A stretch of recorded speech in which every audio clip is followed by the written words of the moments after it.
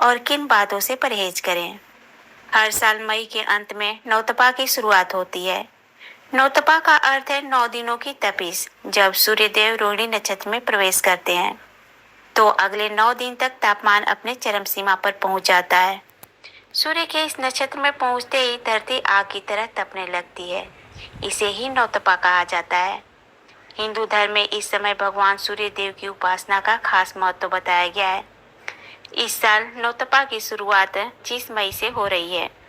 ऐसे में आइए जानते हैं नौतपा के समय क्या करें और किन चीजों को करने से बचें। साथ ही जानेंगे नौतपा के 9 दिनों में सूर्य देव की कृपा कैसे पाएं। इस साल नौतपा की शुरुआत हो रही है 25 मई 2026 की दोपहर 3:15 पर और यह 2 जून तक चलेगा। माना जाता है कि जैसे ही सूर्यदेव रोहिणी नक्षत्र में प्रवेश करते हैं धरती पर भीषण गर्मी का प्रभाव बढ़ जाता है। सूर्यदेव 8 जून तक रोहिणी नक्षत्र में रहेंगे, फिर मृगशिरा नक्षत्र में और उसके बाद 15 जून को मिथुन राशि में प्रवेश करेंगे। तो आइए जानते हैं नौतपा में क्या करें। हिंदू धर्म में नौतपा का विशेष महत्व है। इन दिनों सूर्यदेव की आराधना करने से जीवन में सकारात्मक ऊर्जा का संचार होता है और कुंडली के दोष भी दूर होते हैं। प्रतिदिन प्रातः सूर्यदेव को तांबे के लोटे में जल, लाल फूल, अक्षत डालकर अर्घ्य दें। नौतपा के 9 दिन सूर्यदेव को अर्घ्य देते हुए ओम गृहिणी सूर्याय नमः या ओम सूर्य देवाय नमः मंत्र का जाप करें। इस समय आदित्य हृदय स्तोत्र का पाठ करना भी अत्यंत सुफलदायक माना गया है।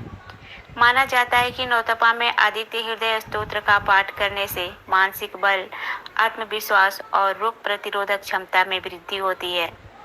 घर के बाहर प्याऊ लगवाएं या राहगीरों को जल पिलाएं। अपने सामर्थ्य के अनुसार जरूरतमंदों को पानी, छाता या शीतल खाद्य सामग्री दान करें। हल्का सात्विक भोजन करें जिसमें दही, छाछ, लस्सी, बेल का शरबत, तरबूज और खीरा शामिल हो। तो आइए जानते हैं नौतपा में क्या न करें। मान्यताओं के अनुसार इस समय विवाह जैसे मांगलिक कार्यों को करने से बचना चाहिए और यात्राओं में सावधानी बरतनी चाहिए। अनावश्यक रूप से बाहर न निकले, खास करके दोपहर में। इस समय सूर्य की किरणें सेहत पर बुरा असर डाल सकती है। नौतपा के 9 दिन मांसाहार, शराब और तीखे खाद्य पदार्थों से परहेज करें। ये शरीर में गर्मी बढ़ाते हैं। यह समय आत्मनियंत्रण और धैर्य का है। नकारात्मक भावनाएं मानसिक अशांति का कारण बन सकती है। इसके अलावा नौतपा के दौरान अगर कोई व्यक्ति आपके दरवाजे पर कुछ मांगने के लिए आए तो उसे खाली हाथ न लौटाएं।